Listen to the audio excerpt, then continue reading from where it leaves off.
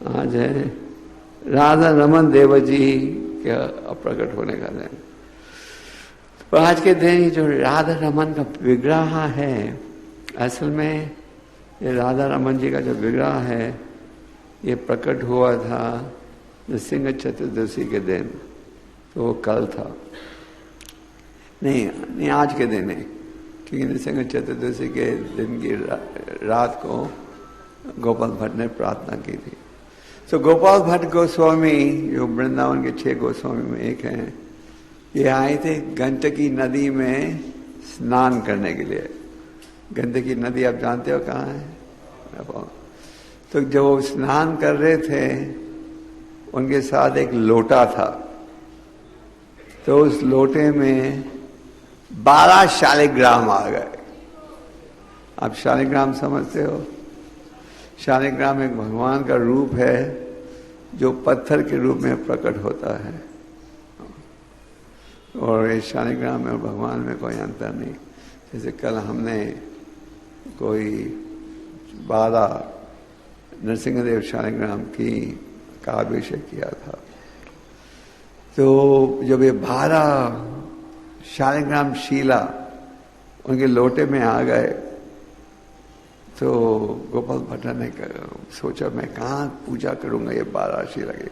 तो उन्होंने उठाकर वापस गंदगी में डाल दिया, पर वो फिर वापस आ गया उनके लोटे। तो 3-4 बार उन्होंने इन शीलत को वापस छोड़ दिया गंदगी में, और 3-4 बार ये वापस आ गए उनके हाथ में। तो फिर उन्होंने सोचा कि शायद ये भगवान की इच्छा है कि मैं इन शिला की पूजा करूं। तो वापस फिर गंडकी नदी से वापस कहाँ आए? वृंदावन धाम, और इन शिलाज की वो पूजा कर रहे थे। एक धनी व्यापारी वृंदावन में आए, और जितने गोस्वामियों के पास मूर्तियां थी उन सबको उन्होंने बहुत भेंट दी, साड़ियों की, गहनों के, हीरे, और क्योंकि श्रृंगार चढ़ाया जाता है भगवान को। तो उस धनी व्यक्ति ने रेशम की साड़ियाँ दी भगवान के वस्त्र बनाने के लिए, और साथ में गहने दिए भगवान को चढ़ाने के लिए।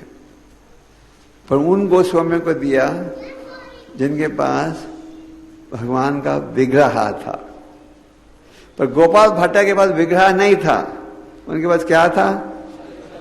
और शालिग्राम की पूजा के लिए आपको साड़ियों की आवश्यकता नहीं, आपको गहने, हार, गहने की आवश्यकता नहीं, केवल चंदन चाहिए और तुलसी चाहिए।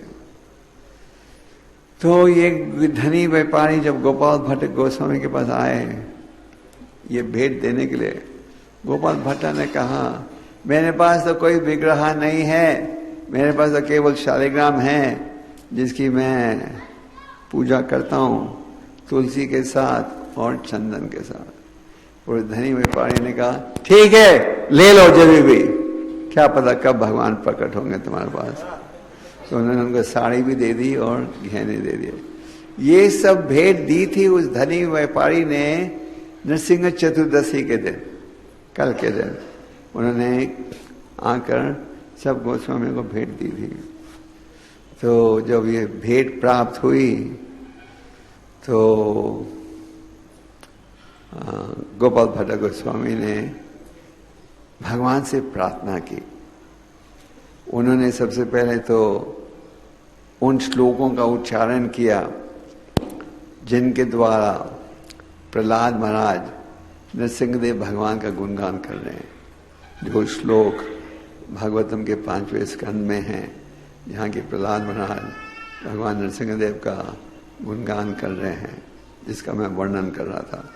तो गोपाल भट्ट गोस्वामी ने उन श्लोकों का उच्चारण किया और भगवान से प्रार्थना की कि अगर आप चाहो तो ये जो 12 शालिग्राम शिला हैं इसमें एक शिला कृष्ण का रूप ग्रहण कर लें। और फिर उन्होंने साथ में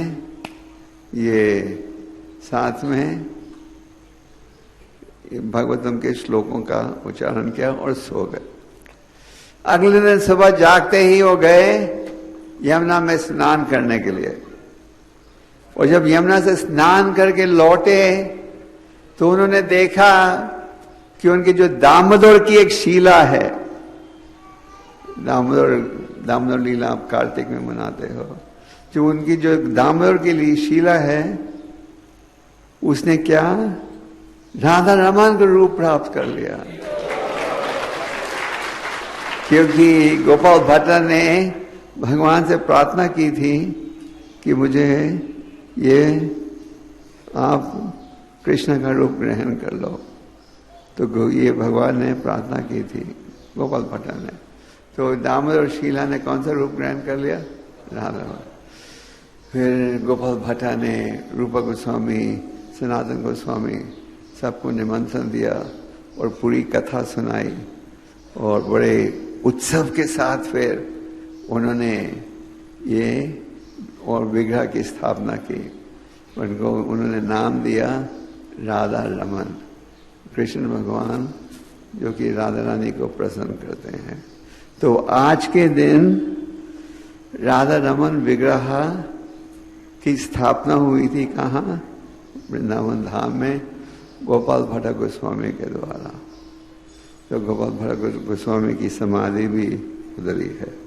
गोपाल भट्ट गोस्वामी की, श्री श्री राधा रमन जी की गौर प्रेमानंद। गोपाल भट्ट इतने शुद्ध भक्त थे, उन्होंने भगवान से प्रार्थना की कि आप प्रकट हो जाओ इस रूप में, और भगवान प्रकट हो गए। तो इस शालिग्राम में और भगवान में कोई अंतर नहीं, ना ही इस आर्ष विग्रह भगवान में कुछ अंतर है।